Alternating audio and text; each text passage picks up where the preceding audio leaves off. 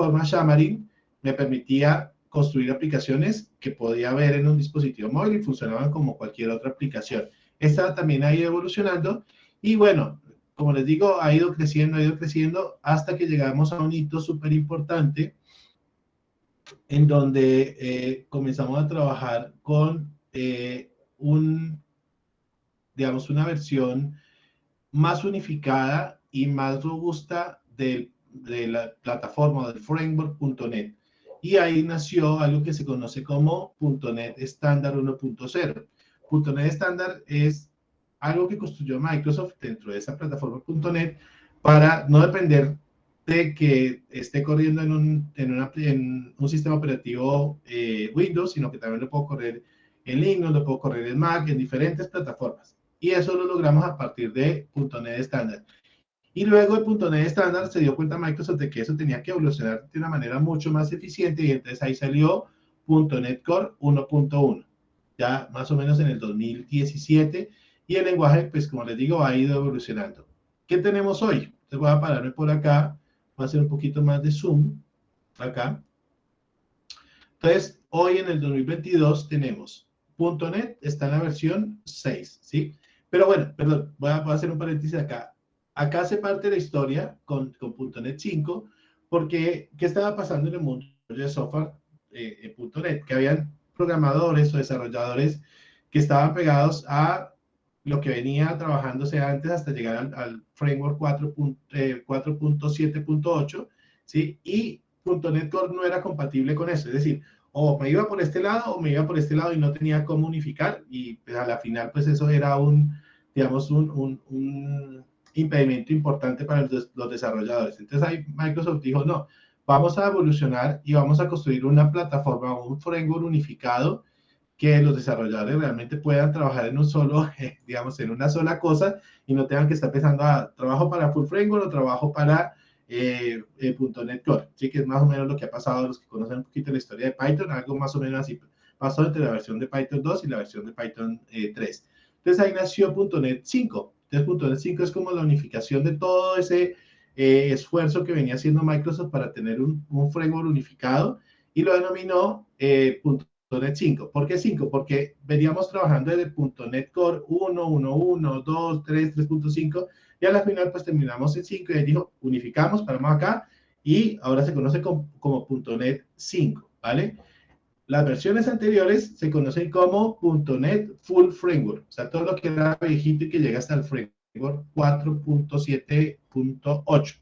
¿Listo? Aquí entonces ya tenemos C# versión 9 con una cantidad de características nuevas, o sea, el lenguaje que tenemos hoy es mucho más estructurado, ha recogido todo el feedback de los desarrolladores a lo largo del tiempo y le han incluido al lenguaje una cantidad de cosas súper importantes que apuntan tanto a la performance, a la seguridad de las aplicaciones, como también a la productividad del desarrollador. Entonces, antes en las aplicaciones, cuando las escribíamos por allá en el 2010 tal vez, había que escribir mucho más código para hacer algo y hoy con C# 9, pues ya lo que tenemos que hacer es mucho menos código, o como llamamos nosotros, mucho menos verboso, ¿vale? Y en el 2022 entonces ya tenemos .NET 6, que es la versión oficial, estándar de .NET. Estamos trabajando con la versión de C# 10.0. Estamos trabajando con Visual Studio 2022, que es la última versión de Visual Studio que sacó Microsoft al mercado. No todas las versiones de Visual Studio son gratuitas. Tenemos una edición que es la edición Community, que es una versión que podemos utilizar gratis. Viene con algunas cosas, le faltan algunas cositas que sí tienen las otras versiones, pero es gratuita. Para equipos de desarrollo de menos de 5 desarrolladores, hay unas versiones Enterprise, Professional, que vienen con una cantidad de cosas adicionales, pero obviamente esas son de pago. Ahorita vamos a ver si eso es de pago, entonces cómo vamos a hacer nosotros para escribir nuestro código. Viene con Windows App SDK, que es un SDK específico para trabajar con Windows. Cuando hablamos de SDK estamos hablando de un Software Development Kit, que es una serie de herramientas incluidas dentro de la plataforma .NET. Y se acuerdan de Xamarin, que les hablaba hace un momento, que era para construir aplicaciones móviles. Entonces, Xamarin evolucionó a una plataforma que se conoce como MAUI, ¿sí? Y con MAUI, digamos que se centralizó lo que tiene que ver con el desarrollo de aplicaciones para escritorio y aplicaciones móviles. O sea, básicamente va a poder construir aplicaciones multiplataforma. Y más o menos esta es como la historia muy, muy resumida de la plataforma .NET. ¿Sí? Aquí fíjense que ya estamos con Windows 11. Entonces, los que quieran, pues pueden revisarlo un poquito, entrar a mirar en detalles, si alguna cosa de pronto les llama la atención. No sé si de pronto para la siguiente sesión, muy rápidamente, profe, estoy mirando el timeline que nos mandó y aquí esto porque se puso aquí y esto porque saltó de acá a acá. Chévere que lo revisen. Es importante pues conocer la historia para que ustedes sepan en qué punto estamos en este momento, ¿vale? Bueno, eso respecto a la historia de .NET. Pero entonces ahora vamos a ver en sí que para qué me sirve .NET.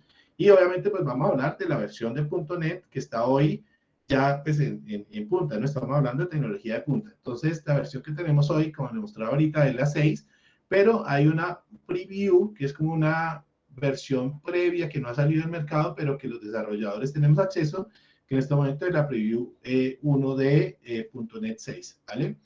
Entonces, con .NET, ¿qué puedo hacer? Puedo construir aplicaciones de escritorio. Por ahí vi que tenía levantado la mano. Profe, qué pena. Sí, señor. ¿Esa presentación también no la puede compartir, no? Sí, yo se las puedo compartir si quieren ahora por el WhatsApp. Les comparto la presentación. No hay problema. Gracias. Si, no, si de pronto mañana a las 8 de la mañana no les ha llegado, porque de pronto me volato a veces con mil cosas, profe no me mandó la presentación y de una se las envío, ¿vale? Y chévere, gracias por la Gracias. pregunta. Entonces, puedo construir aplicaciones de escritorio. Entonces, a veces, no sé, tengo una serie, una aplicación que no quiero que el usuario entre al browser, hay unas políticas y no quiero que entre a internet o se puede conectar a internet de cierto modo. Entonces, puedo construir aplicaciones de escritorio, es decir, cómo funciona la calculadora de Windows. Voy a abrir por acá mi calculadora. Entonces, esto es una aplicación de escritorio, es decir, no abro un browser para entrar a la aplicación, sino abro una aplicación que está instalada en mi máquina. Entonces, puedo construir aplicaciones de este tipo y aquí puedo utilizar el enfoque de Windows Presentation Foundation, que es una plataforma, perdón, una tecnología que está dentro de la plataforma .NET, también muy extensible y que utiliza todo el SDK de Windows 11 o de Windows 10, del sistema operativo desde Windows Vista hacia acá. Puedo utilizar Windows Form, que es lo tradicional, que es aplicaciones que se ejecutan desde un punto .exe, y puedo utilizar lo que se conoce como Universal Windows Apps, que básicamente son aplicaciones que están en la tienda de Windows. Yo entro acá al Microsoft Store. Entonces, estas aplicaciones que están acá, que me aparecen aquí en mi tienda, en la tienda del sistema operativo de Windows, son aplicaciones que están, la mayoría, construidas a partir de Universal Windows App. También, obviamente, podemos construir aplicaciones web, que es, digamos, hacia donde vamos a enfocar este curso. Puedo crear soluciones, fíjense que acá ya no hablo de aplicaciones, sino hablo de soluciones para nube utilizando Azure. Bueno, realmente acá aparece Azure porque pues es, digamos, porque es, digamos, este grafiquito lo hace Microsoft, pero igual puedo conectarme a la nube de Google, o puedo conectarme a la nube de Amazon y puedo construir aplicaciones, perdón, soluciones para la nube. Esas soluciones generalmente pues no tienen una interfaz gráfica, sino son soluciones de código que subo a la nube y allá en la nube pues es donde están corriendo. Puedo crear aplicaciones móviles con Xamarin. Recuerden que aquí pues o sea, puedo seguir utilizando Xamarin, pero el mercado hoy y hacia donde nos está llevando Microsoft es a que utilicemos Maui, que es la plataforma nueva para construir aplicaciones universales. Puedo construir todo el tema de juegos. O sea, si quiero construir un juego pues de computadora, pues utilizo una plataforma de .NET que se llama Unity. Si alguno de pronto en algún momento le interesa el tema de juegos o de pronto para su trabajo dice, chévere, voy a hacer una aplicación voy a hacer un juego para que los usuarios aprendan tal cosa, chévere, y lo pueden hacer con Unity. Unity por debajo pueden utilizar C#. Entonces el contenido de este curso pues también les va a servir para eso. Como ustedes saben, ahorita está en auge todo el tema de IoT, es decir, pequeños dispositivos que están conectados a Internet, la lavadora, el televisor, el reloj, todo el tema de IoT, que es el Internet de las cosas. También puedo hacer aplicaciones de IoT de .NET y obviamente ya con todo esto en mente puedo comenzar algo mucho más avanzado, que es todo el tema de inteligencia artificial. Entonces en Azure, por ejemplo, hay temas de Machine Learning y temas de Spark, que es como una base de datos para Big Data. Entonces también puedo construir soluciones de inteligencia artificial. Al final, pues todo esto que yo construya, independiente de qué sea lo que vaya a construir, pues está corriendo sobre .NET estándar, que es lo que les comentaba, que es como la intención o el esfuerzo de Microsoft por estandarizar todo, corriendo sobre .NET 6, que es la última versión del framework, y abajo de eso pueda tener una serie de elementos que son como de infraestructura, es decir, son elementos base para que funcione .NET. ¿Qué elementos base? Pueda tener unos componentes de tiempo de ejecución o unos runtime components, que son cuando yo ejecuto un programa, todo lo que está corriendo ahí por debajo me lo proporciona directamente el framework.NET. Tengo unos compiladores, es decir, el código que yo estoy escribiendo en algún momento tiene que compilarse y pasarse a código de máquina, y tengo unos lenguajes. Fíjense que acá está en plural lenguajes. ¿Por qué? Porque no solamente es C#. En .NET puedo correr Visual Basic.NET, F#, y en algún momento, si alguna persona decide crear su propio lenguaje de programación que sea compatible con .NET, también puede crear su propio lenguaje y decir este lenguaje es compatible y meterlo ahí dentro de los lenguajes de .NET. Y obviamente pues tenemos una serie de herramientas que nos brinda Microsoft para poder hacer nuestro trabajo como desarrollador de redundancia trabajando con .NET. Entonces, por un lado tenemos Visual Studio, que era la herramienta que les comentaba, que tenía varias ediciones, es, digamos, como la herramienta, digamos, para construcción de componentes grandes, empresariales. Entonces, tengo una licencia de Visual Studio, tengo varios desarrolladores trabajando con eso, es mucho más completa y es todo un entorno de desarrollo que me trae integrado un editor de texto para poder escribir el código, me trae herramientas de compilación, herramientas de ejecución, herramientas de pruebas, bueno, tiene una serie de componentes que lo hacen un IDE, un entorno integrado de desarrollo. Por otro lado, pues esta herramienta Visual Studio funciona para el sistema operativo Windows y también hay una versión para Mac. Desafortunadamente, hasta el momento no hay una versión de Visual Studio para Linux, ¿vale? Entonces, si tengo Windows, puedo correr Visual Studio, y si tengo Mac, puedo correr Visual Studio for Mac. Y además de eso, hay una herramienta adicional, que es la que nosotros vamos a utilizar en este curso, que se llama Visual Studio Code, ¿vale? Visual Studio Code no es un IDE como tal, no trae todas las herramientas que trae Visual Studio, es un editor de código que tiene ciertas herramientas que me permite construir aplicaciones y digamos que es mucho más liviana que Visual Studio, no ocupa tanto espacio, no ocupa tanta memoria y pues es perfectamente útil y práctica para construir aplicaciones de propósito general. Ya si tengo que hacer muchas cosas complejas y eso que pues en este curso no sería el caso, pues ya me voy hacia Visual Studio. Es importante que diferenciemos entre Visual Studio y Visual Studio Code. Son diferentes. A veces la gente dice Visual Studio y se está refiriendo a Visual Studio Code. O las otras dicen Visual Studio y pues se refieren a esta, ¿vale? Entonces vamos a utilizar el término como es Visual Studio Code.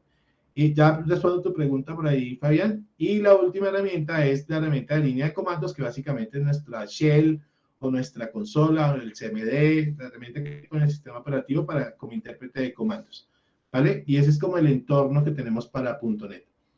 Fabián. No, profe, pues la consulta es, por ejemplo, por el tema de estudio, pues uno ya tiene instalado Visual Studio y pues en el tema de trabajo, no sé, los compañeros, pues es lo que más estamos utilizando. Entonces, pues no sé qué tan conveniente sea trabajar en Visual Studio y no en Visual Studio Code. Depende. Como vimos ahorita en el timeline, en la historia, hay diferentes versiones de Visual Studio y no todas las versiones de Visual Studio son compatibles con la última versión de .NET. Entonces, pueda que yo pueda abrir de pronto la solución, abrir la carpeta, ver el código, leer, escribir, pero cuando vaya a ejecutar la aplicación, pueda que esa versión de Visual Studio no sea compatible con lo que estemos trabajando. Entonces, si yo tengo la última versión de Visual Studio, es decir, la Visual Studio 2022, no hay problema, lo podemos utilizar, realmente no cambia mucho, o sea, vamos a estar utilizando más el editor y la consola. Yo soy amante de la consola, entonces vamos a tratar de orientar nuestro trabajo hacia allá. Entonces, si tienen Visual Studio 2022, no hay problema, les va a funcionar sin mayor inconveniente. Ya si tienen una versión anterior, es posible, creo que la versión 2019 también tiene alguna compatibilidad con .NET, pero con .NET Core, pero no es garantizada. O sea, creo que hay que habilitarle bastantes componentes. Entonces, ahí súper importante, si quieren, hagan la prueba ahorita de pronto con un ejemplo, o arrancamos hoy con Visual Studio Code y luego ustedes en su espacio hacen la prueba. Si les funciona con lo que hemos hecho, perfecto, y seguimos cada uno con la herramienta que decía entre Visual Studio y Visual Studio Code. Pero si no les funciona, es importante que, digamos, que el uso de la herramienta no sea de pronto un elemento que nos retrase el aprendizaje, ¿vale?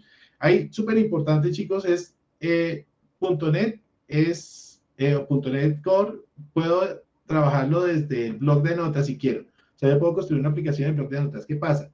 Que vamos a ver algunas herramientas que trae Visual Studio Code o que de pronto viene con Visual Studio, que si trabajamos con otro editor, pues vamos a, digamos que no la vamos a aprovechar, o de pronto se va a perder un poquito cuando diga, hagan clic acá o vayan hacia este menú, de pronto no lo van a encontrar. Entonces, pero con lo que se necesitan más cómodos, como les digo, pueden incluso utilizar el blog de notas, ¿vale? Incluso por ahí hay otro editor que no es Visual Studio, que se llama Rider.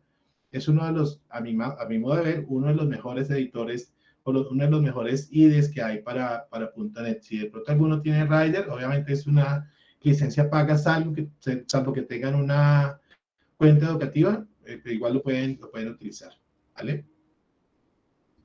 Bien, entonces voy a saltarme aquí a la siguiente, pero antes de saltarme a la siguiente, un segundito por acá, vamos a ver, listo. A ver, vamos a, no sé, Oscar Rojas, ¿estás por ahí? Sí, señor profe. Si yo quisiera hacer una aplicación para dispositivos móviles, ¿podría utilizar .NET? Mode creo que es la que se debería utilizar. Maui o Xamarin. Xamarin ya como que ya están dejando de utilizar. Obviamente hay muchas aplicaciones en el mercado ya productivas que no les van a poder sacar así tan fácil o migrar, entonces van a seguirlo utilizando. A ver, Fabián González, ¿estás por ahí? Sí, señor. Si yo quisiera hacer un juego con .NET, ¿lo podría hacer? Sí, señor. ¿Tienes presente con qué tecnología de las de .NET? Ya que por acá lo apunté. Este no. La segunda ya.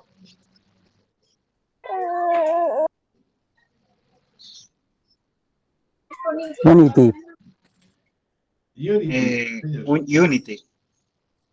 Así es. Entonces, puedo hacer aplicaciones, puedo hacer juegos con Unity. Bueno, entonces, vamos a hablar un poquito de la arquitectura .NET. También todo muy, muy resumido. Como les comentaba en la diapositiva anterior, pues tenemos como dos grandes vertientes de .NET. Tenemos la versión, .NET Full Framework, que llegaba a la versión 4.6, la última que salió formal 4.7.8, donde podría construir aplicaciones de Windows Presentation Foundation, Windows Form y ASP.NET.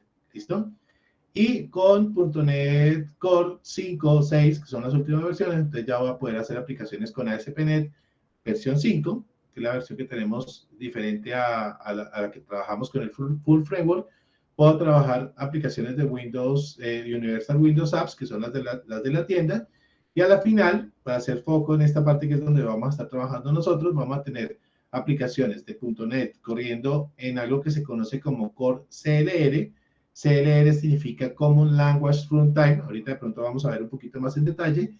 Y al final, pues esas aplicaciones, perdón, segunda acá.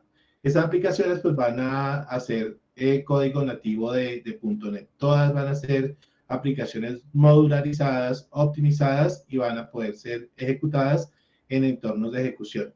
Y por debajo, ya sea tanto en el Full Framework como en .NET 6, vamos a tener unos componentes runtime, unas librerías compartidas. Esto de librerías compartidas es importante, más adelante también vamos a hacer énfasis en eso, y es, por ejemplo, si yo necesito enviar un correo, que es una tarea digamos, convencional en cualquier programa. Yo hago una aplicación y necesito que envíe correo a tal persona, entonces puedo encontrar una librería común para eso, o necesito hacer un ping a un servidor, o necesito exponer un puerto en la máquina, todas esas tareas comunes, pues que no son necesariamente código de negocio, sino son cosas comunes para cualquier solución en el mundo, las voy a encontrar en estas librerías compartidas. Y como les comentaba, tenemos unos compiladores.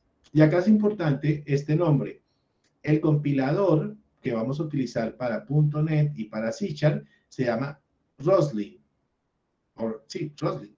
Se escribe así, Roslyn. Mi inglés no es que sea el mejor, pero acá en Colombia todo el mundo le dice Roslyn. Ese es el nombre del compilador y ahí es donde entra nuestro código. Ahorita vamos a ver cómo. Entra el código que nosotros escribimos y a la final pues sale un código que entiende nuestra computadora, que sabemos todos que es unos y ceros, ¿vale? Y más o menos esa es como la arquitectura de .NET. Entonces, ¿qué hay al interior de .NET? Fíjense que estoy hablando del interior de .NET y no al interior de C#. Todavía estamos como en ese gran marco de trabajo, en ese framework que es .NET. Entonces, les decía que teníamos soporte a diferentes lenguajes, entonces tenemos C#, F# o Visual Basic.NET. Cualquiera de estos tres o los que vengan van a terminar enviando su código, el código que escribe el desarrollador, a un compilador propio de su lenguaje.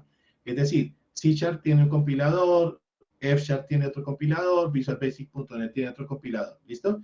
Independiente de cuál es el compilador que tenga, es decir, el que procesa como tal el código que escribe el desarrollador, pasa por el compilador y el compilador a la final lo que genera es algo que se conoce como MSIL y metadata. ¿Listo? Por acá le coloqué unos texticos para ayuda de cada uno de los acrónimos. Entonces, MSIL significa Microsoft Intermediate Language. ¿Qué es el Microsoft Intermediate Language?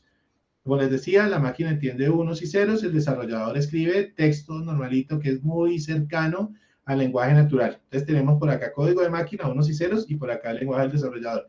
Y en medio, pues hay un lenguaje que es propio de Microsoft, que se conoce como Microsoft Intermediate Language, que es como el equilibrio entre esos dos. No es tan unos y ceros, pero tampoco es como el texto que escribe el desarrollador. Es un código que está optimizado, supervisado para poder garantizar el rendimiento. Ese es el MSIL.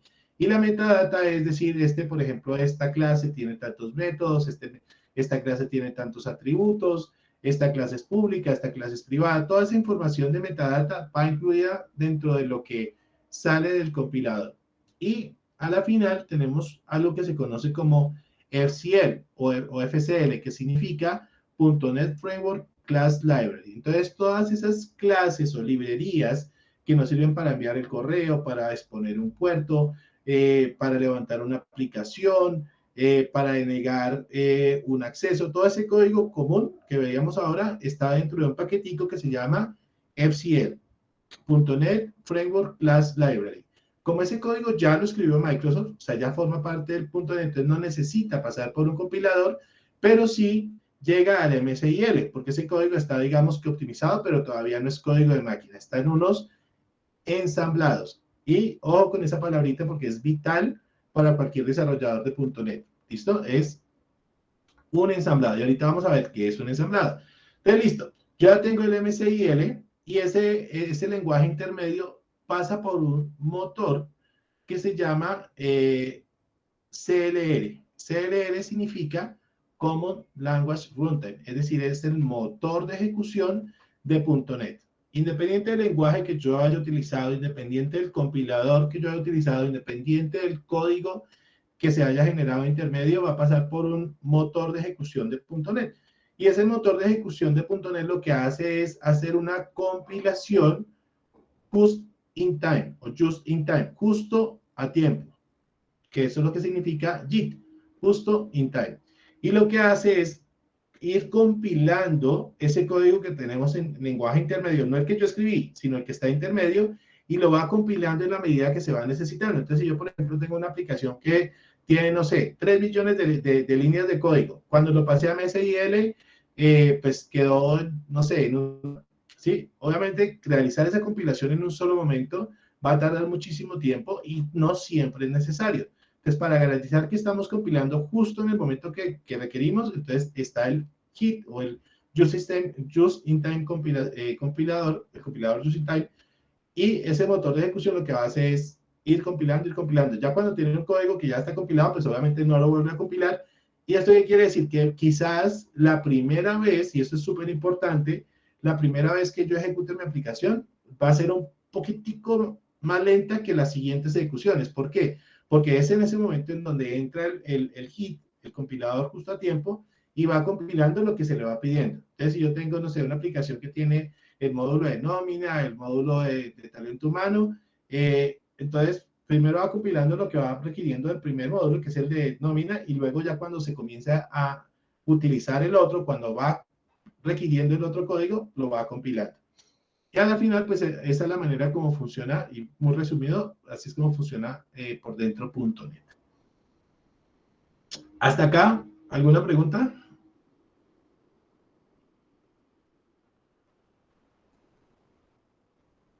Vamos con Jenny Ávila. ¿Recuerdas qué significa CLR?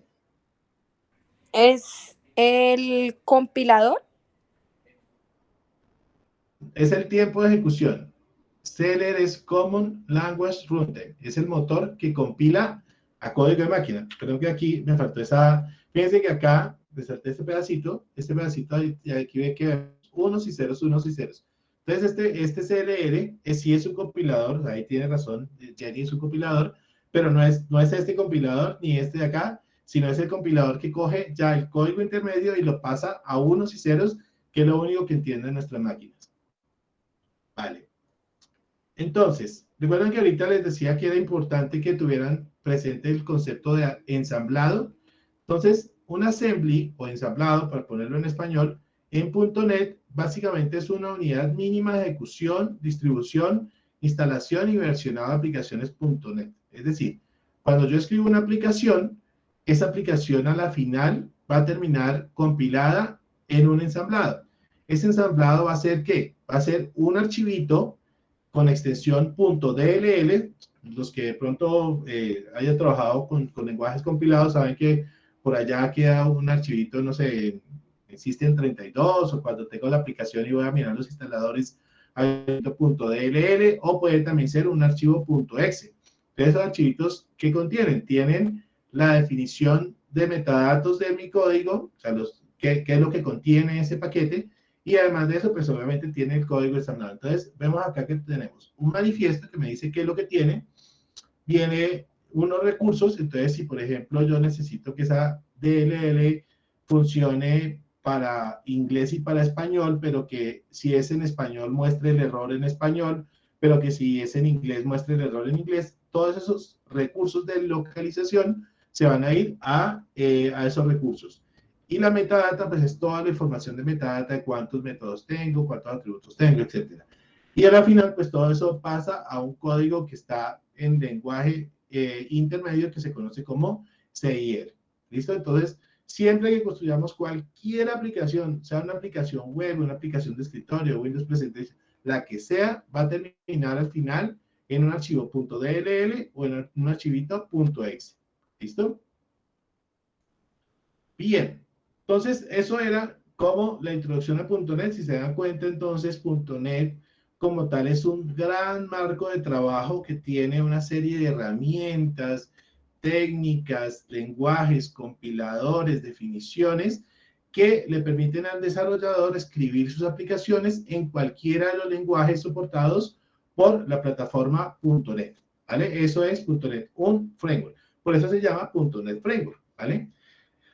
Ya teniendo entonces eso en mente, vamos a ahora sí aterrizar un poco más hacia C#. Entonces, siempre que escribamos C#, estamos pensando en, estoy escribiendo en .NET. ¿En qué tecnologías trabaja .NET? Listo. ¿En qué lenguaje? Ah, C# dentro de .NET. Ahora, si yo manejo C#, F# y Visual Basic.NET, pues ya como que manejo el conjunto de lenguajes que están soportados por la tecnología .NET.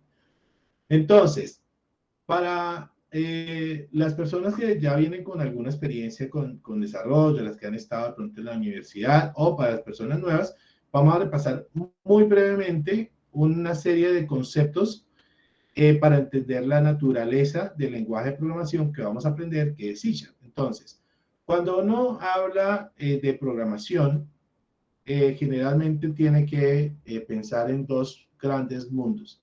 Tenemos por un lado la programación declarativa, ¿sí? Se dan cuenta, aquí puse un muñequito que es como un poeta, ¿sí? Es una programación que es como de mucho texto y digamos un poco más cercana al lenguaje natural. Y por otro lado tenemos la programación imperativa, ¿listo? Entonces, casi siempre va a tener esas dos vertientes.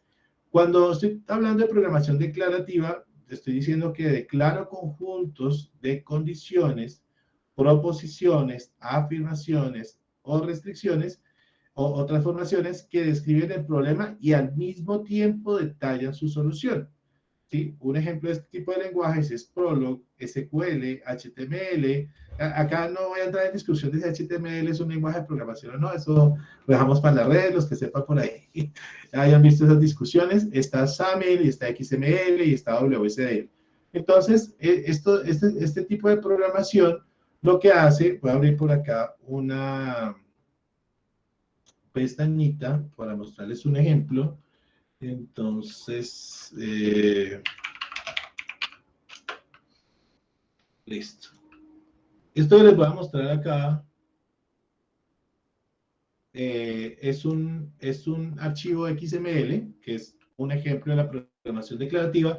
Y fíjense que acá se cumple pues, con todo lo que estábamos hablando dentro de esa definición de programación declarativa. Básicamente lo que estoy declarando acá es que tengo una nota, para quién es, de quién es, qué cabezado tiene y qué body tiene. Entonces, prácticamente que está planteando pues, el problema y la solución dentro de la misma estructura. ¿Sí? O sea, realmente no está siendo de ningún modo imperativa. O sea, básicamente escribo y declaro qué es lo que quiero hacer. A diferencia, y aquí me paso entonces ya al siguiente enfoque de programación, que es la programación imperativa. Entonces, cuando yo trabajo o cuando estoy pensando en programación imperativa, lo que hago es describir los pasos o instrucciones para resolver el problema. Es decir, es una programación basada en estados y sentencias de código que cambian dicho estado. Se utilizan variables y sentencias complejas, por ejemplo, C, C++, Java, C#, PHP. ¿Sí? Entonces, es un lenguaje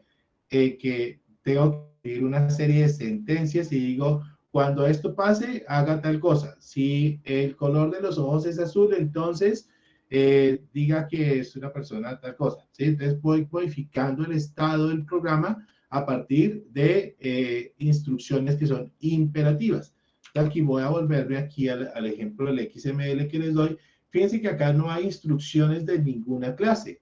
¿Sí? O sea, no estoy diciendo por cada elemento haga tal cosa o vaya y busque el estado que va a tener el encabezado, ¿no? Simplemente declaro cuál es el estado de el elemento to, declare cuál es el estado del elemento from, del estado de king y el estado de body. Y ya, es simplemente declarar. Esa es como la gran diferencia entre la programación declarativa y la programación imperativa. ¿Listo? Y esto, porque es importante verlo para entender un poco qué es .NET, perdón, qué es de C#. C# es un lenguaje de programación compilado, eso es súper importante, es un lenguaje de programación compilado. Y ahí hago la salvedad. Hay lenguajes de programación que son interpretados y otros lenguajes de programación que son compilados. Los interpretados, como por ejemplo JavaScript, es el browser, por ejemplo, o sea, Internet Explorer, Firefox, Chrome, el que se encarga de interpretar esa serie de sentencias imperativas que yo escribí y no pasa por ningún compilador. Esos son los interpretados. C# es un lenguaje compilado, por lo tanto, todas las instrucciones que escribe el desarrollador sí o sí tienen que pasar por un compilador. Entonces, C# es un lenguaje de programación compilado que permite programación imperativa, que es lo que hablamos ahorita, una serie de sentencias o de instrucciones. Es programación procedural. ¿Esto qué quiere decir? Que es un lenguaje de programación orientado a procedimientos. Quiere decir que cada pedacito de código que yo hago se considera como un procedimiento y yo puedo involucrar o invocar un procedimiento desde otro procedimiento. Por eso se llama procedural. Y es un lenguaje de programación orientado a objetos. Y ahí tengo que hacer un paréntesis para saltarme al otro pedacito que lo puse aquí a este lado. Listo, ya vamos a pasar al tema de lenguaje de programación orientada a objetos. Entonces, C# es un lenguaje de programación multipropósito, quiere decir, como lo digamos ahora, puedo construir aplicaciones web, de escritorio, para inteligencia artificial, para nube, para cualquier propósito que yo quiera, puedo utilizar C#. También es un lenguaje de programación multiparadigma. Y aquí cuando hago énfasis en multiparadigma, ¿qué quiere decir? Que si bien la naturaleza con la cual fue concebida este lenguaje de programación era la orientación a objetos, es decir, manejar esos principios de la programación orientada a objetos, es decir, trabajar con herencia, trabajar con polimorfismo, todos esos conceptos que tenemos ya de programación orientada a objetos están dados de manera nativa y casi que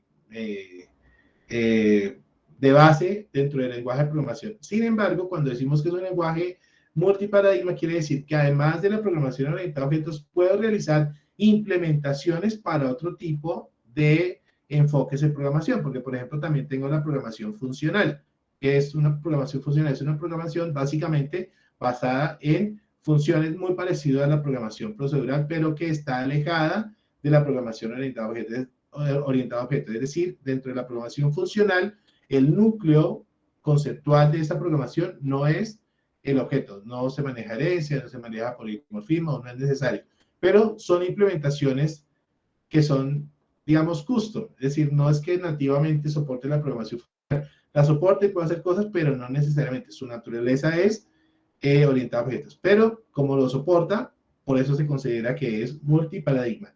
Y obviamente con las últimas versiones de .NET, que hablamos que ya puedo trabajar para Linux o para Windows, entonces hablamos que es un lenguaje de programación multiplataforma. Entonces, si alguien dice, no, yo quiero tener mi servidor en Linux, entonces voy a construir una aplicación .NET con C# que corre en Linux. Válido, funciona, chévere, y no hay problema. Pero la quiero correr en Mac, también se le tiene. Ah, no, es que la quiero correr en Windows, también se le tiene. ¿Listo? O si lo quieren correr por ahí, darle una Raspberry Pi para todo el tema de IoT, también. O sea, cualquier plataforma en este momento, 2022, es soportada por .NET y C#. Bien. Hasta acá, ¿alguna pregunta respecto al lenguaje de programación de lo que hemos visto? A ver, veamos. Duber, ¿qué tipo de programación puedo hacer en C#? Voy a sentarme acá.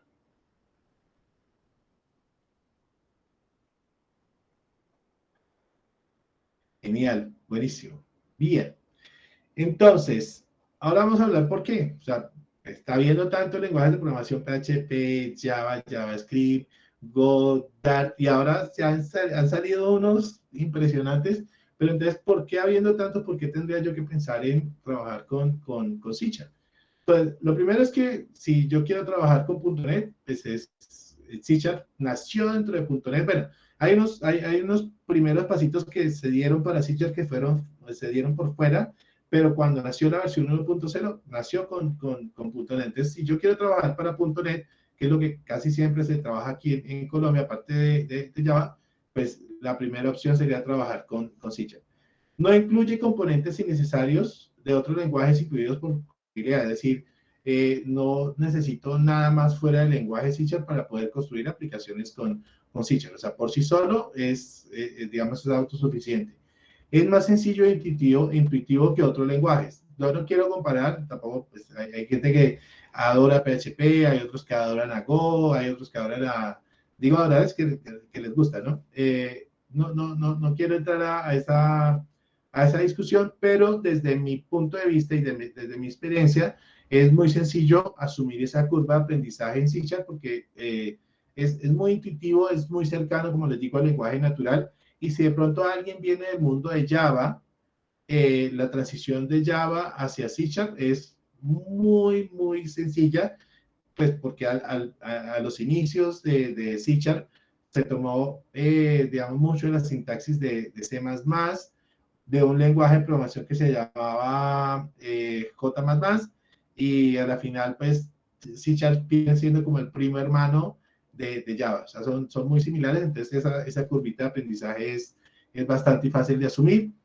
es utilizado por Microsoft para escribir la BSL o la FSL, es decir, cuando uno ve cualquier programa, perdón, cuando uno piensa en un desarrollador de Microsoft, uno ve, no sé, Visual Studio y se pregunta, ¿y en qué está hecho Visual Studio? ¿O en qué hicieron .NET? Sí, pues .NET está hecho con él mismo, ¿sí? Y está escrito con C#. Entonces, pues, si yo quiero utilizar .NET y .NET está escrito en C#, pues lo más natural sería irme a ese mismo lenguaje de programación. Es un lenguaje de programación moderno, como ustedes se dieron cuenta, la última versión de C# es la 10, salió hace relativamente poco, es un lenguaje que está todo el tiempo en evolución, la misma comunidad se encarga de darle feedback a los desarrolladores del lenguaje, todo el tiempo está incorporando nuevas características y no está quieto en un punto del tiempo. Si comparáramos con otro tipo de lenguaje, no quiero, vuelvo a repetir, no quiero entrar a la discusión, si lo comparamos con otros lenguajes, hay lenguajes de programación que llevan mucho tiempo quietos, si soportan la comunidad y realmente no son modernos. Es seguro, hay diferentes elementos de seguridad en .NET, tanto seguridad de código, seguridad de tipos, y hay muchos elementos propios de .NET que están orientados hacia temas de seguridad, criptografía, seguridad, SSL, todo ese tema de seguridad está ya incluido de .NET y es muy fácil implementar elementos de seguridad dentro de nuestras aplicaciones. Es extensible, es decir, yo puedo tener un elemento nativo del lenguaje y comenzar a extenderlo, es decir, una clase que tiene nombre y apellido, puedo comenzar a extender esa clase de diferentes maneras. Es un lenguaje estándar ECMA, es decir, que no es un lenguaje que necesita, o sea, no es un lenguaje que sea propietario de Microsoft, es un estándar internacional. Si alguien quiere en algún momento hacer una implementación del lenguaje sin estar atado necesariamente a Microsoft, simplemente se ciña al estándar ECMA. Como todos sabemos, pues es una organización que busca estandarizar la tecnología y obviamente pues se puede correr en cualquier plataforma, que hoy en día pues eso es como lo más común. Tenemos celulares con Android, celulares con iOS, Linux, Mac, bueno, en fin, una cantidad de entornos de ejecución que en este momento, pues lo que uno más desearía, lo que uno más debe buscar es garantizar que la aplicación corra en todo lado. Entonces, digamos que esas son, desde mi punto de vista, como las principales razones por las cuales uno pues pensaría en desarrollar en C#. Listo. Entonces, vamos a hablar un poquito de la sintaxis de C#.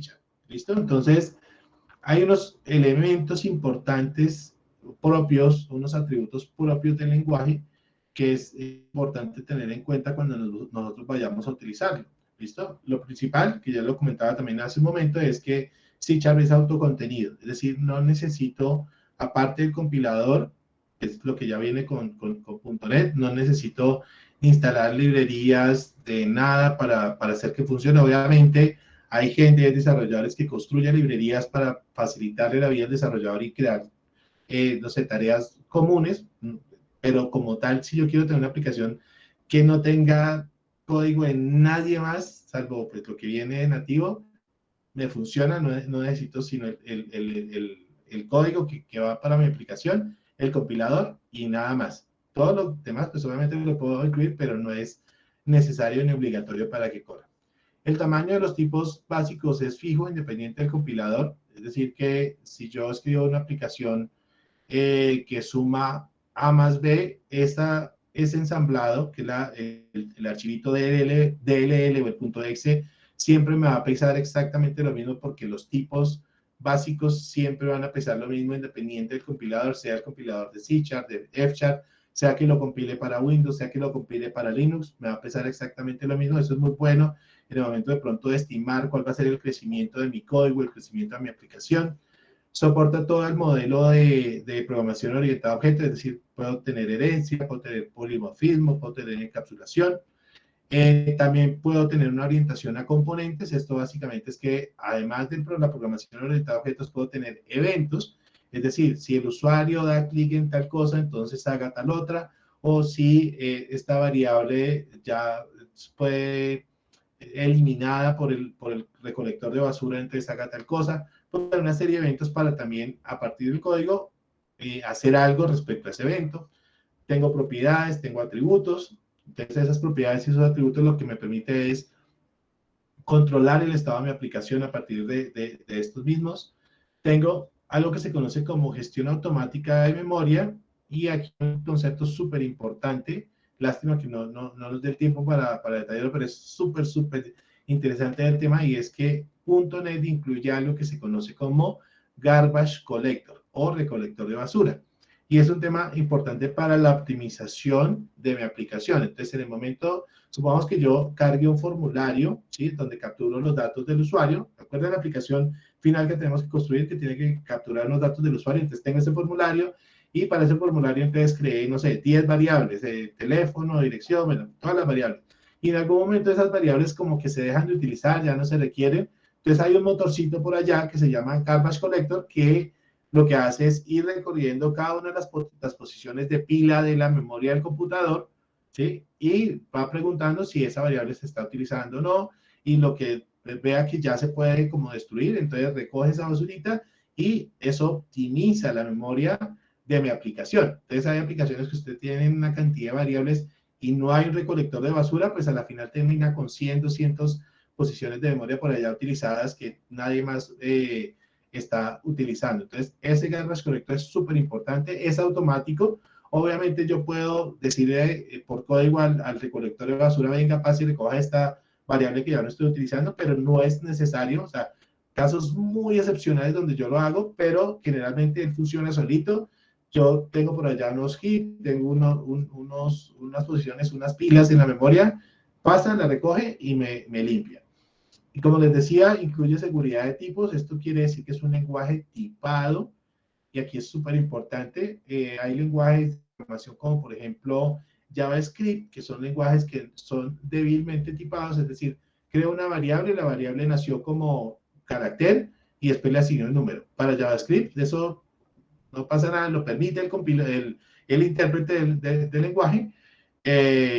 Y pues esto también trae problemas que yo, por ejemplo, pensaba que era un número lo que estaba ahí, terminó una variable, o sea, una variable numérica terminó teniendo un valor de texto. Le pregunté la edad, un usuario me colocó 45, pero en otro me colocó 45 en letras. Eso pasa con los lenguajes que son débilmente tipados. Con C# no pasa eso. Cuando yo declaro un tipo, y ahorita lo vamos a ver, pues ese tipo permanece desde que declaro la variable hasta que termino la variable. No me va a mutar de número a texto o de booleano a numérico. Si lo declaro como numérico, es numérico por siempre. Extensibilidad de operadores, esto es súper importante, y es que generalmente nosotros trabajamos con las operaciones básicas, suma, resta, división, módulo, todas las operaciones básicas que tiene cualquier lenguaje de programación, pero C# tiene algo excepcional, y es que yo puedo crear mis propios operadores. Entonces yo digo, cuando encuentre este símbolo o cuando le mande esta instrucción, opere estos operandos de tal manera. Entonces puedo crear mis propios operadores, y eso también forma parte del modelo de extensibilidad del lenguaje de programación C#. Listo. Entonces, aquí no le he preguntado. Jeris, ¿estás por ahí? Sí, profe. Dígame. Listo. ¿Te acuerdas para qué es el Garbage Collector? La verdad, en ese momento se me desconectó el internet porque estaba con el internet del celular. Ah, Pero cuando verdad. estaba... Ok. Vale, ¿quién ayuda por ahí? A ver, veamos. Colector de basura, profe. Esto, muy bien, Juan. Chévere. Entonces es el Garbage Collector, súper importante. Vamos a preguntarle a Edward. No te he preguntado nada aún, ¿cierto? Edward.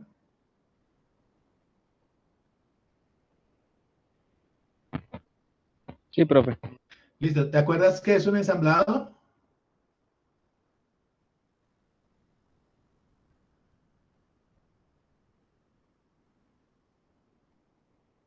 No, corchado. ¿Alguien por ahí? ¿O nos volvemos un momentico? ¿O por acá? Listo. Teníamos por acá ¿Es este. es un archivo DLL o es de extensión exe, de aplicación? ¿Y qué hay ahí dentro? Está el conjunto de de todo la aplicación, ya cuando se compila. Exacto. Muy bien. Vale. Avancemos entonces. Aquí estamos. Listo. Entonces, Ya son las 8:20, rayos, vamos a correr.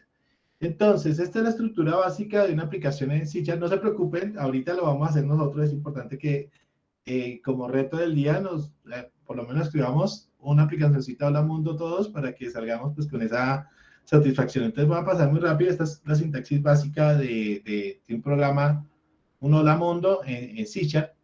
Si se dan cuenta, todas las líneas que tienen código van a terminar con punto y coma. El punto y coma es fundamental cuando estamos escribiendo código en C#.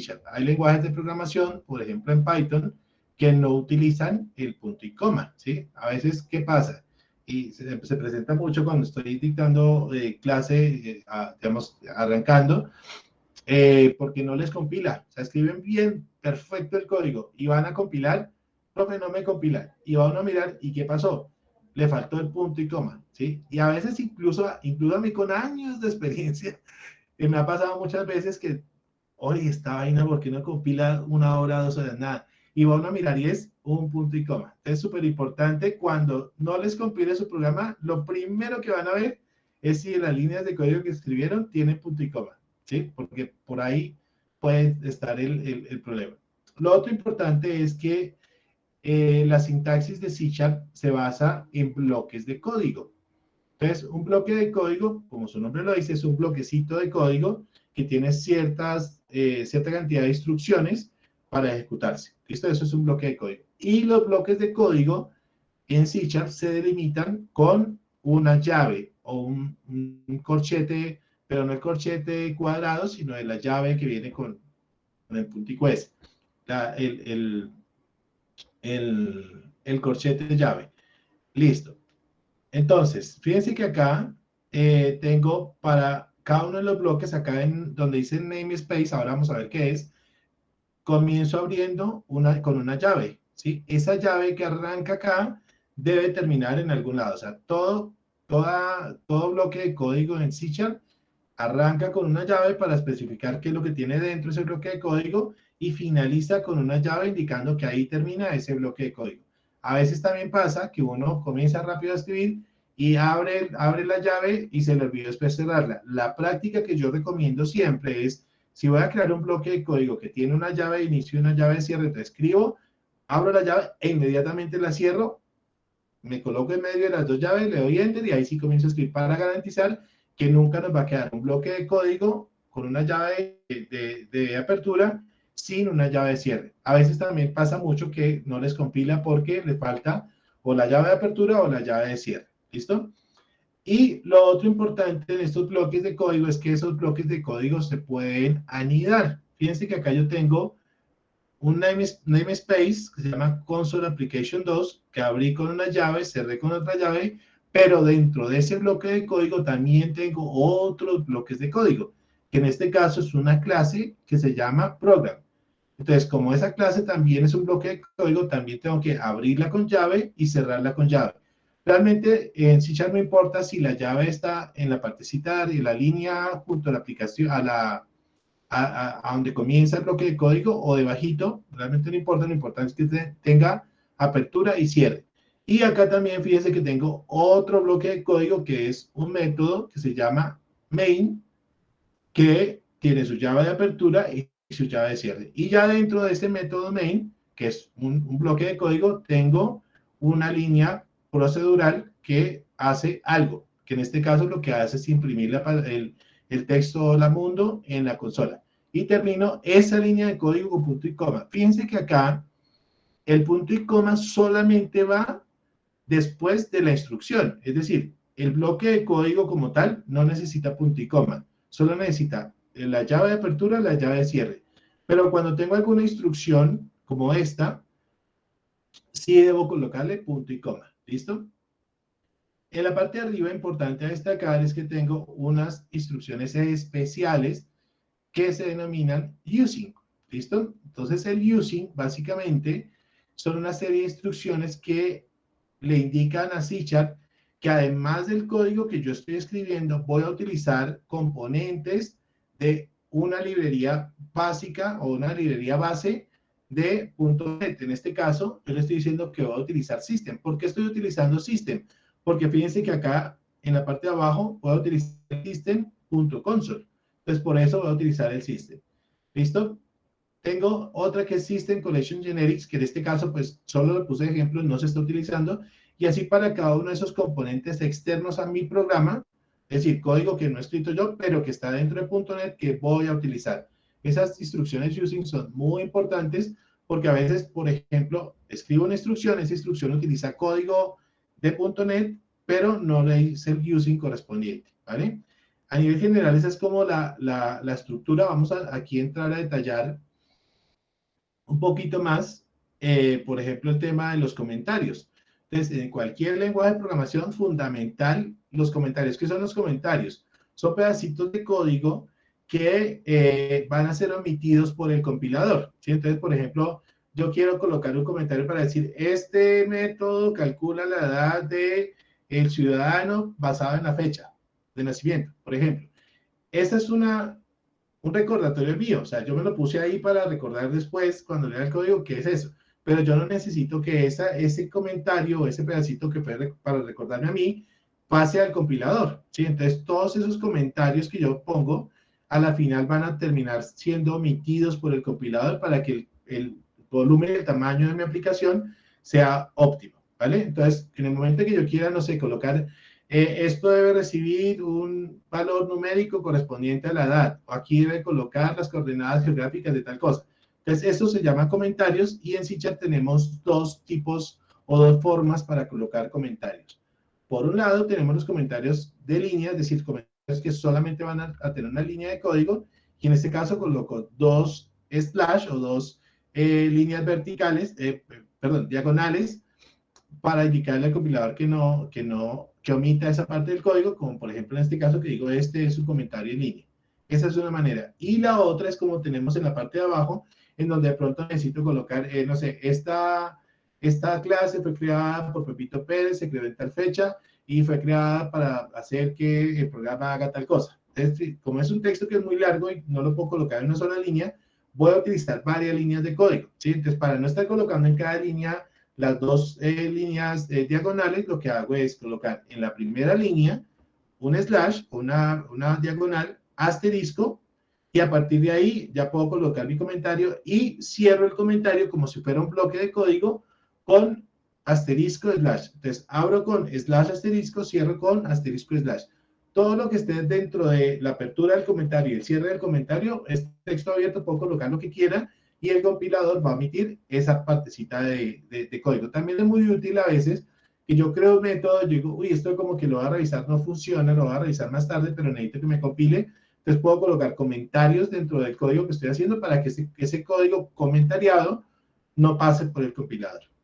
¿Qué más tenemos acá? Bueno, el using que les decía que se utiliza para incluir espacios de nombre en el programa. Ahora sí, 29, listo. Voy a hacer acá un alto importante para comentarles de los espacios de nombres.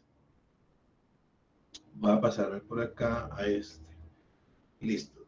Entonces, un espacio de nombres. Vamos a suponer que en mi aplicación tengo código para nómina, código para seguridad y código para, por ejemplo, no sé, salarios. Bueno, nómina salarios, para empleados. ¿Listo? Entonces voy a colocar acá, este es el código de nómina. Por acá está el código para, ¿qué es lo que había dicho? Vamos a poner aquí seguridad social. Por acá vamos a colocar el otro que es de seguridad.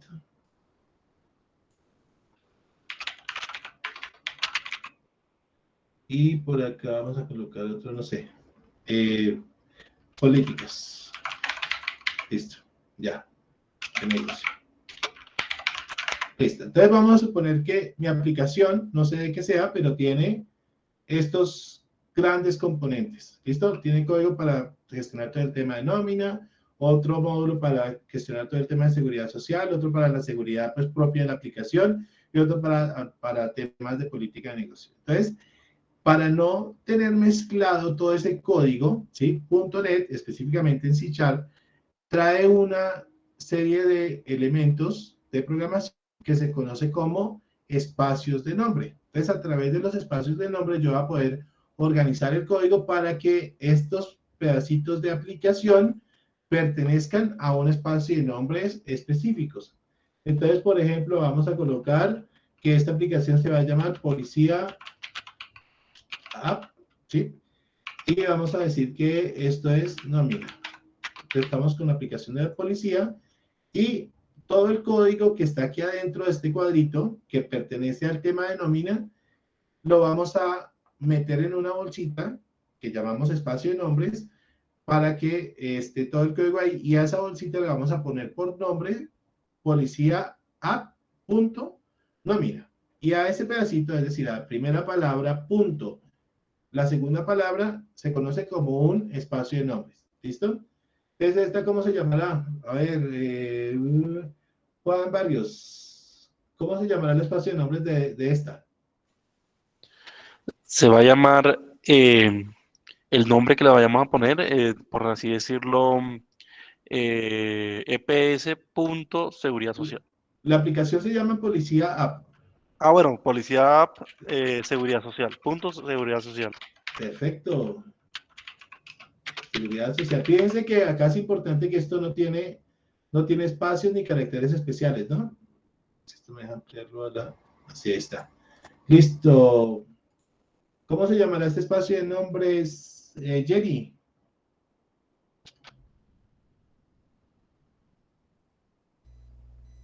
Está policía, seguridad, punto seguridad. Punto seguridad. Listo. Ahora sí, Jenny, porque ahorita me contestó otra persona. Jenny, ¿cómo se llamará esta? Ah, por ahí está escribiendo. Válido si lo escribes, no pasa nada.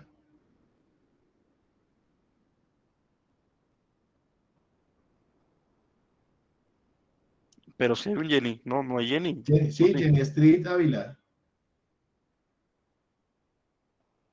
Bueno, vamos con Debbie. Policía.política de negocio. Listo, entonces acá la vamos a colocar. Fíjense que acá sería políticas sin tilde de pegadito, sin espacio, negocio. ¿Listo? Así se va a llamar este espacio de nombre. Entonces fíjense que estos espacios de nombre nos sirven para organizar nuestra aplicación. Los que vienen del mundo de Java, más o menos esto sería el similar a un paquete en Java. ¿Listo? Obviamente puede pasar que yo dentro de este código de nómina tenga otro pedacito de código que también quiero mantener organizado, y este va a ser el código para trabajar salarios. ¿Listo? Entonces, si yo tengo esto, fíjense que salarios forma parte de policía.nómina, entonces el espacio de nombres que tengo aquí adentro sería policía.nómina.salarios, ¿sí? ¿Por qué? Porque este pedacito de código, o este fragmento de código, ese módulo, tiene código que está dentro de policía, dentro de nómina, y es para salarios. Vamos a hacer el último ejemplo por acá, que eso sería seguridad, y vamos a crear un pedacito por acá que va a ser para gestionar el tema de roles. Entonces vamos a colocar roles.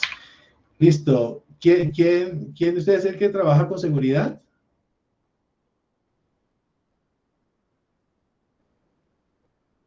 Alguien ahorita en la presentación mencionó que trabajaba con el tema de seguridad informática. Yo, profe. Listo, entonces, ¿cómo sería este espacio de nombres? Pues sería policía, punto ¿Sí? seguridad, punto roles. Punto roles. Y así de esencia es lo mismo. Es decir, si aquí dentro de este roles hay otro componente que quiero organizar, voy haciendo crecer el espacio de nombres, colocándole cada uno de las rutas por donde va pasando ese código con un puntico para separarlo. ¿Listo? Entonces, este using que tenemos acá nos sirve para incluir espacios de nombres dentro de nuestro programa. Entonces, todo el código de .NET está organizado también en unos espacios de nombres específicos. Entonces, por ejemplo, el código para enviar correo está en una espacio de nombres que se llama system.net.mail, ¿sí? O el código, por ejemplo, para trabajar con temas de HTTP, entonces está en system.http, ¿sí? Y cada elemento dentro del .NET Framework, dentro de nuestro marco de trabajo, va a estar en un lugar en específico. Obviamente, todos esos espacios de nombre son enormes. Hay muchísimas cosas para hacer, muchas tareas comunes. Los vamos a encontrar en la documentación oficial de .NET, que se las voy a compartir más adelante. Listo, ¿qué más tenemos acá? Fíjense que así como yo utilizo el using para utilizar espacios de nombre de afuera, también organizo mi código con esos espacios de nombre. Entonces, si por ejemplo nuestra aplicación es policía, entonces el namespace que vamos a colocar ya no sería Hola Mundo, sino sería Policía App, ¿sí? Ese sería nuestro espacio de nombres y todo el código que está contenido dentro de ese espacio de nombres forma parte de Policía App, ¿listo? Está el tema de los corchetes, está el tema de las clases, que ahora más adelante vamos a ver, y súper importante, sobre todo para estas clases iniciales, estamos utilizando un método para tener una salida del programa por consola. Entonces, cuando trabajamos con aplicaciones que tienen una interfaz gráfica, pues uno ve allá los botoncitos, el menucito, pero inicialmente, como vamos a trabajar con unas aplicaciones sencillas, se conocen como aplicaciones de consola y la única manera, bueno, la manera principal para saber qué está pasando en el programa, qué está pasando dentro del programa es hacer una salida hacia la consola. Para hacerlo, utilizamos esta instrucción que se llama console.writeLine. ¿Listo? Esta instrucción lo que hace es sobre la consola que yo estoy ejecutando en el programa, escribe una línea. En este caso, pues está escribiendo Hola Mundo. ¿Listo? Y ahorita ese es el ejercicio que vamos a hacer, vamos a intentar hacer en esta sesión. ¿Qué más tenemos? Tenemos, como en cualquier otro lenguaje de programación, unos tipos de datos. Los tipos de datos básicamente son estructuras dentro del programa para determinar la naturaleza de los datos que están dentro de mi programa. Entonces, por ejemplo, si yo voy a tener una variable que va a almacenar el nombre de una persona, el nombre de una persona siempre va a estar en caracteres alfanuméricos, es decir, letras y o números. Hay un tipo de dato, hay una estructura específica dentro de C# que me permite almacenar valores alfanuméricos. Si yo lo que voy a almacenar es la edad de la persona, voy a tener otro tipo de estructuras que me permiten almacenar valores numéricos. Si voy a colocar, no sé, el valor porcentual del incremento del IPC, por poner un ejemplo, entonces voy a tener que utilizar decimales. Entonces hay otra serie de estructuras que almacenan el valor numérico junto a unas posiciones decimales. Unas sí con decimales, otras no con decimales. Y así hay una serie de tipos de datos, estructuras en función a lo que voy a colocar. Si, por ejemplo, voy a capturar algo que sea verdadero o falso, ya sabemos que utilizamos una instrucción, perdón, utilizamos un tipo de dato booleano, que solo tiene esos dos posibles valores. ¿Listo? Entonces, esta tablita con los tipos, no se preocupen, no es necesario memorizársela. Igual se las voy a compartir por el WhatsApp y también, pues obviamente les comparto la presentación. Súper importante que tengan en cuenta, pues como las principales, estos son los tipos básicos, no son los únicos, incluso uno podría llegar a crear sus propias estructuras y tener sus propios tipos de datos, ¿sí? Y esta información que tenemos acá, entonces, nos va a servir para crear un programa con estos tipos básicos. Importante que nos llevemos el tipo de dato carácter, que nos llevemos el tipo de dato entero, que es este int, ¿listo? Y a la medida que vamos avanzando, no se preocupen, yo les voy a decir, vean, para almacenar este tipo de valor, utilicen esta, utilicen esta. Esto, como les digo, no es de memorizarse, es de ir aprendiendo qué tipo de datos es el adecuado en cada momento. Muy seguramente van a tener errores, pero como C# es un lenguaje tipado, fuertemente tipado, el compilador también les va a ayudar, les va a decir, hey, acá está colocándole texto a una variable que es numérica. Entonces, el mismo compilador le va a dar como esa guía para saber qué tipo de dato va a utilizar. ¿Listo? ¿En dónde los utilizamos? Perdón, tomo un poquitico de agua porque me estoy quedando seco. ¿En dónde utilizamos esos tipos de datos? Pues cuando estemos construyendo nuestro programa y estemos creando las variables. ¿Qué son las variables? Pues las variables son elementos de mi programa que van a almacenarse en la memoria RAM de mi equipo, de mi PC. ¿Listo? Entonces, una variable, pues, para poder ser identificada necesita tener un nombre. Entonces, cada variable que voy a utilizar, le voy a poner nombre. Entonces, edad del ciudadano, o fecha de nacimiento del ciudadano, o último año de tal cosa. Voy a identificarlas con un nombre. Además del nombre, como estamos hablando de un lenguaje tipado, tengo que colocarles también un tipo. Es decir, esta variable se llama así y el tipo de dato es numérico, o el tipo de dato es string o cadena, o el tipo de dato es booleano, ¿sí? Y además de eso, tengo que colocarle un valor. Entonces son el nombre para identificarla, el tipo de dato que va a ser y el valor. Entonces, si voy a colocar que la persona tiene 35 años, entonces 35 es el valor para esa variable que llamé edad, puede ser. ¿Listo? Y aquí lo que estamos viendo es un ejemplo de diferentes formas de crear variables en .NET. Las variables no son la única estructura que voy a utilizar en un programa hecho en C#. Hay diferentes estructuras, pero la estructura básica y principal que tenemos que interiorizarnos son las variables. Así como hay variables, también hay constantes, hay operadores, pero en este momento lo que nos interesa son las variables. Puedo crear un programa de punta a punta solo con variables, ¿listo? Obviamente, pues no va a ser lo más óptimo, pero podemos hacerlo. Entonces, la estructura que vemos acá ya la habíamos visto en las diapositivas anteriores, el espacio de nombres, la clase, y estoy dentro del método main, que ahorita lo vamos a ver en el ejemplo. Y dentro de ese método main, voy a utilizar diferentes formas para crear esas variables. Lo primero, como les decía, es el tipo. Fíjense que acá hay una palabra en azulito que dice int. Ese int significa entero. Entonces, lo que estoy diciendo es que esta variable va a ser de tipo entero. Luego de definir el tipo de la variable, voy a colocarle el nombre. Entonces, el nombre de la variable va a ser mi variable entera. Luego, a través de una serie de operadores, que en este caso sería el operador de asignación, que en C# es un igual, un símbolo igual, le coloco el valor, que en este caso sería 0. Y como es una instrucción, ¿por qué es una instrucción? Porque le estoy diciendo asígnele a esta variable este valor. Entonces, le coloco punto y coma. Entonces, volvemos a repetir. Arrancamos con el tipo, que en este caso es entero, le coloco un nombre que se llama mi variable entera, le asigno un valor a través del operador de asignación y ese valor, en este caso, va a ser 0 y termino la instrucción con un punto y coma.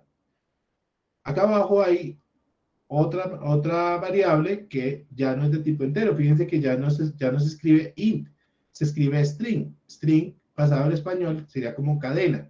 Es una cadena de caracteres. Entonces, el tipo de dato de mi variable que estoy creando acá es una cadena de caracteres de tipo string. Se llama mi variable cadena, le asigno un valor a través del operador de asignación igual, y cuando hablamos de variables de tipo cadena, es decir, variables alfanuméricas, siempre voy a colocar, a encerrarlas con comillas dobles.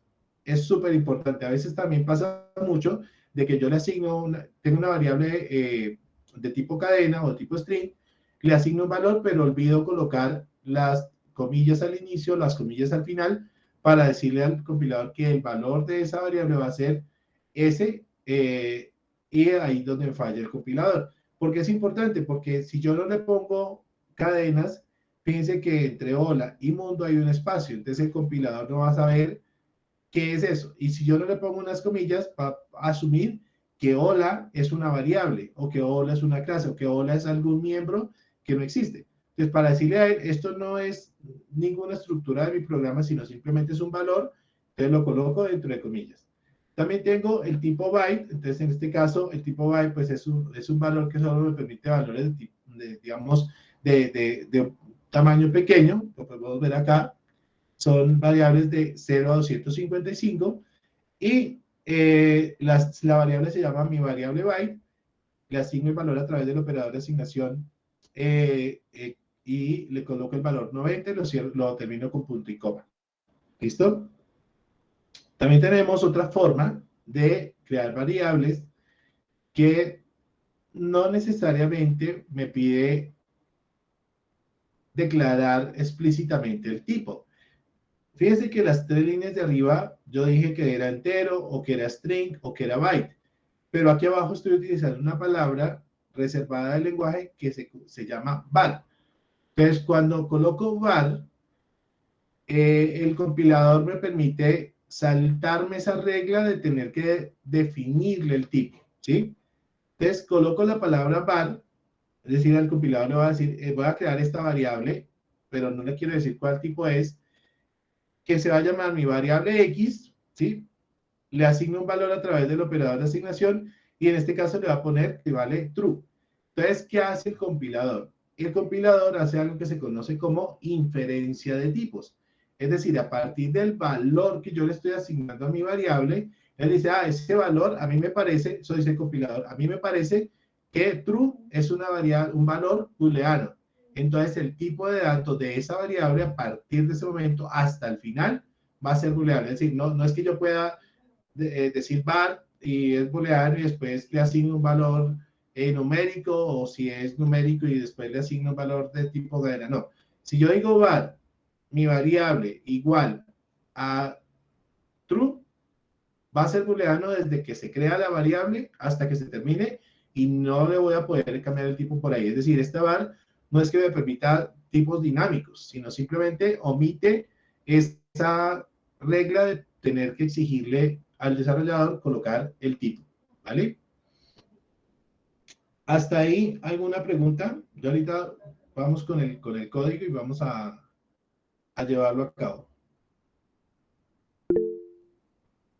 Oscar Rojas. Profe, no conocí esa parte de la palabra var, no, primera vez que la escucho. ¿Tiene alguna implicación o algún problema? Pues cualquier de pronto, no, por decirlo así, algún desarrollador perezoso diría, no, pues yo utilizo var todo el tiempo y pues simplemente le coloco el valor al final y ya.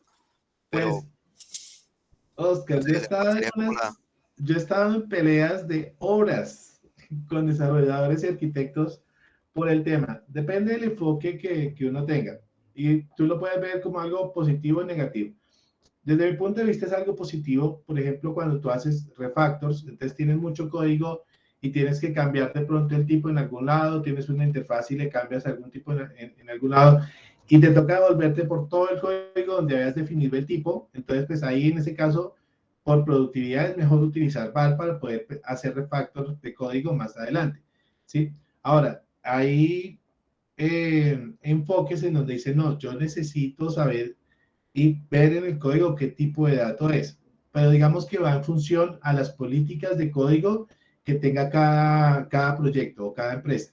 ¿Sí? Pero implicaciones no hay, digamos, no hay ningún riesgo pues en utilizar VAR porque, como te digo, no es que el compilador vuelva ese tipo dinámico, sino simplemente es por rapidez, yo digo VAR y le coloco el valor.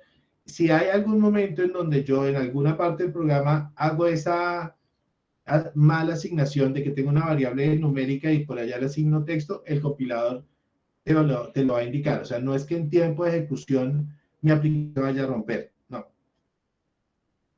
Entonces ya, digamos que depende de como del manual de buenas prácticas que tenga pues la organización. Juan.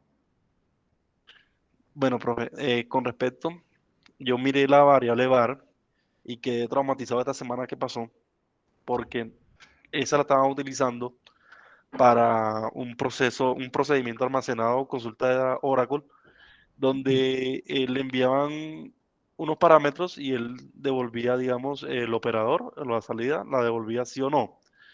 Yo la voy a utilizar para lo mismo con otro proceso almacenado que me creé, pero este proceso lo utilicé dinámico. Yo el proceso, además de que me dijera sí o no, la opción sí y no se la estaba yo dando como entrada al procedimiento, al paquete, ¿ya?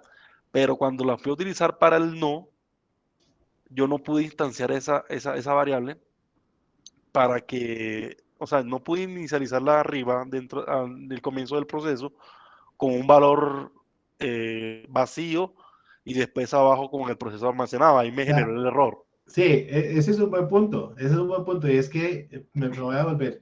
Fíjense que acá yo estoy inicializando las variables, ¿sí?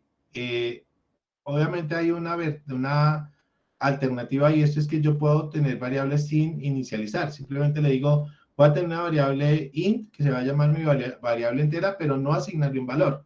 Entonces ya queda reservada en memoria, queda listica para cuando en algún momento se le asigne un valor. Eso lo puedo hacer siempre y cuando mi variable esté declarada con un tipo. Si yo hago como decía, creo que era, bueno, Juan, perdón.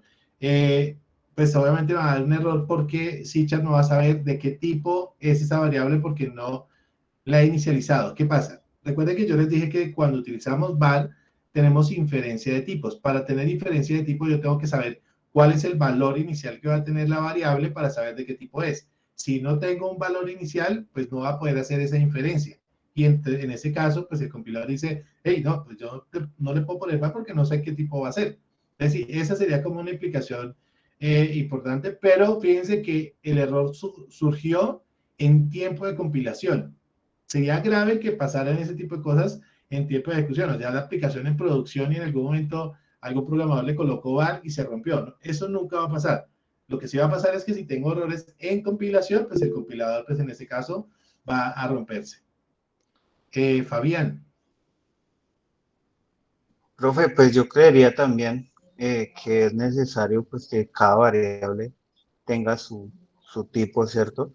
Porque pues digamos que ahorita, por ejemplo, que yo estoy haciendo el cambio del sistema, pues es muy importante que cuando otro desarrollador coja el código, pues al menos entienda qué se está haciendo o qué Claro. tipo de valor se está cogiendo. Si no, pues eso queda más Claro. perdido uno que cualquiera. Sí, por eso decía que depende de las políticas y o sea, he tenido discusiones, diferentes equipos he tenido como esa misma discusión, pero Y eso hace parte de las buenas prácticas, ¿no, profe? pues es que las buenas prácticas dependen de cada empresa, ¿no? Hay unas empresas que tienen ciertas prácticas, otras que no. Pero entrar en esa discusión es álgido, ¿sí? De hecho, si miran, no sé, foros en internet, o sea, literalmente hay gente que se enoja con la otra porque le pone VAR o porque no le pone VAR. Literalmente es como en un partido de fútbol, el VAR es la discusión para todo. Bien, estoy preocupado por la hora, pero bueno, vamos avanzando y vamos a intentar llegar lo más lejos posible. Ya para terminar un poquito esta introducción, fíjense que tuvimos hoy muchos slides con teoría. Vamos a intentar que en las otras sesiones sea un poco más práctico, pero sí es importante que veamos estos temas. Entonces, ya para cerrar el tema teórico, es importante que hablemos de algo que se llama el .NET CLI o .NET CLI, ¿sí? CLI significa Command Line Interface, es decir, es la interfaz de línea de comandos de alguna tecnología. Ahorita está muy de moda y hay muchas tecnologías que incluyen un CLI dentro de su nicho de trabajo. Los que han trabajado de pronto con Angular, en Angular hay un CLI, Docker tiene un CLI, o sea, muchas tecnologías tienen un CLI. ¿Qué es eso? Básicamente es una interfaz para que desde la consola el desarrollador o el sysadmin de la aplicación puede enviar ciertos comandos que le ayudan a hacer ciertas tareas comunes con esa plataforma. Entonces, en este caso tenemos el .NET CLI, que es la interfaz de línea de comandos para .NET. Es una herramienta multiplataforma, es decir, cuando yo instalo .NET en Linux la voy a tener, cuando la instalo en Mac la voy a tener, cuando la instalo en Windows la voy a tener. Es multiplataforma y sirve para desarrollar, compilar, ejecutar, probar y publicar aplicaciones .NET y ya viene incluida dentro del SDK de .NET. Entonces, ¿qué pasa? Que, por ejemplo, los que tienen Visual Studio, en ese Visual Studio grande, tienen muchas herramientas y clic, clic, clic, clic, por allá, por acá, y ya tienen andando su aplicación, ¿sí? Pero ¿qué pasa? Que en un entorno de pronto como Linux o cuando ya la aplicación está corriendo o para trabajar desde la línea de comandos mucho más rápido, pues ese tipo de comandos que son con el mouse, pues no es tan productivo, no es tan rápido. Entonces, ahora la onda, pues, o lo que se está trabajando en la mayoría de tecnologías modernas es tener un CLI para poder hacer muchas cosas en la terminal del sistema operativo. El CLI de .NET tiene una cantidad enorme de comandos y utilidades para muchas cosas, ¿sí? Entonces, por ejemplo, hay unos comandos de new, restore. Bueno, este link que les voy a pasar acá es la documentación oficial del .NET CLI, ¿sí? Hay diferentes comandos para todo. No es necesario, pues, aprendérnoslos todos, pero los que vamos viendo en el transcurso de nuestras sesiones, eso sí es importante que nos los aprendamos para que cuando vayamos a construir una aplicación, pues sea un par de comandos y ya. ¿Qué pasa? Que hace unos años, cuando no existía el CLI, pues crear una aplicación requería abrir vaya Visual Studio, ábralo, archivo, nuevo proyecto, seleccione el tipo de proyecto, seleccione la plantilla, para qué framework lo va a hacer, es Windows, es web, y una cantidad de cosas que con un comando sencillito en el CLI se supera en 2-3 segundos. ¿Listo? Entonces, yo soy fan número 1 del CLI, soy fan de la consola, entonces por eso me parece a mí que el CLI es súper, súper importante. Que si es necesario, obligatorio para construir aplicaciones en .NET, pues no, si tiene Visual Studio completico, o sea, el grande, no el Visual Studio Code, sino el otro. Si va a trabajar con el bloc de notas, si va a trabajar con Visual Studio Code, sí es importante que pues nos aprendamos un poquito la interfaz de comandos de .NET, ¿vale? Bueno, me hubiera gustado poder llegar al ejemplo práctico hoy, a que lo viéramos, pero desafortunadamente nos falta un pedacito por acá, que es la instalación de algunas herramientas. Entonces, para este curso y para trabajar con C# y con .NET, nosotros vamos a hacer uso inicialmente de dos herramientas. Una, como les digo, Visual Studio Code. Este es el enlace de descarga. Si quieren, se los voy a dejar por acá. A ver si me deja.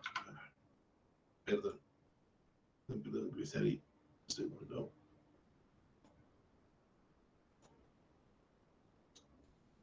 Que es Visual Studio Code. Les voy a dejar por acá el link para la descarga. Estamos por acá. Ahí lo pueden descargar. Simplemente a la página de descarga. Acá.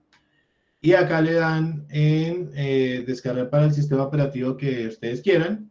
Pueden, o sea, no hay problema si alguno está en Linux o si está en Mac o si está en Windows, simplemente descargan la versión para su sistema operativo. Hay dos tipos de instalador, una que es la versión estable y la versión para insiders. La versión para insiders pues, tiene una cantidad de cosas nuevas. Si quieren, para no tener conflictos o no tener problemas durante el curso, instalemos la versión estable, es decir, esta. Y para Windows hay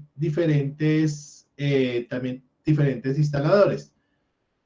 Hay uno que es el User Installer, que se instala en la carpeta del usuario por defecto, es decir, no se instala ya en archivos de programa, sino que se instala en la carpeta por defecto del usuario, en este caso en Linux, en el bin bash, o puedo tener una instalada directamente en el sistema operativo, no en el perfil del usuario, sino en ese archivos de programa, que sería el System Installer. Yo prefiero, para el caso de Windows, trabajar con esta, para que pues, tenga más acceso más rápido a la aplicación, porque cuando lo instale en la carpeta del usuario puede haber algunas restricciones.